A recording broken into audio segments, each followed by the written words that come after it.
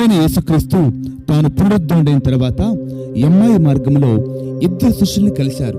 ఇక అక్కడి నుంచి ఆయన వెళ్ళిపోతూ ఉండగా ఆ ఇద్దరు శిష్యులు కూడా యేసుని తమతో ఉండమని ప్రాధేయపడినట్లు లూకా సువార్త 24వ అధ్యాయము 49వ వచన భాగం చెప్తుంది.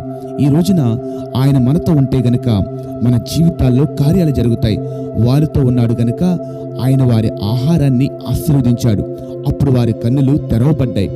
ఆయన గాలి తుఫాన్ల మధ్య శిష్యులతో ఉన్నాడు గనుక ఆ సముద్రం సైతం నిమ్మలంగా మార్చబడింది.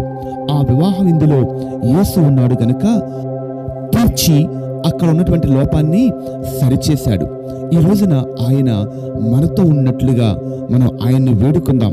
ఆ రోజున బర్తిమేయ కూడా ఇలా ప్రాధాయపడతాడు, దావీదు కుమారుడా యేసు, దావీదు కుమారుడా యేసు, నన్ను దాటిపోవద్దయ్యా అని ఆయన బ్రతిమలాడగా ఆయన ఆగి వెనక్కి వచ్చి మరీ అతన్ని బాగు చేశాడు.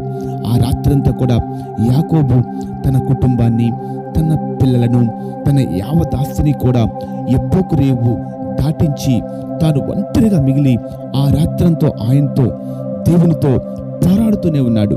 నన్ను దీవిస్తేనే గాని నేను నిన్ను వదలను అని చెప్పి.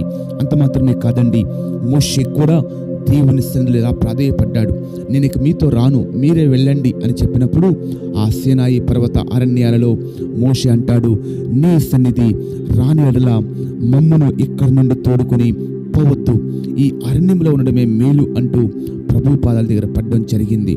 ఈ రోజున మనం కూడా ప్రభా నీవు నాతో ఉండు, నా జీవితంలో పనిచేయి, నాకంటే ముందుగా మీరు నడువు అని ఆయన్ని ప్రాధేయపడదాం.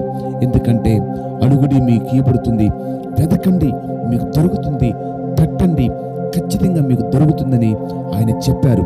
ఆయన అడిగినట్లయితే ఆయన ఖచ్చితంగా మనతో ఉంటారు. ఇదిగో సదాకాలము యుగ యుగములు మీతో కూడా ఉన్నాను అని వాగ్దానం చేసిన దేవుడే మనతో ఎల్లవేళ ఉండి నడిపించును గాక. ఆమేన్.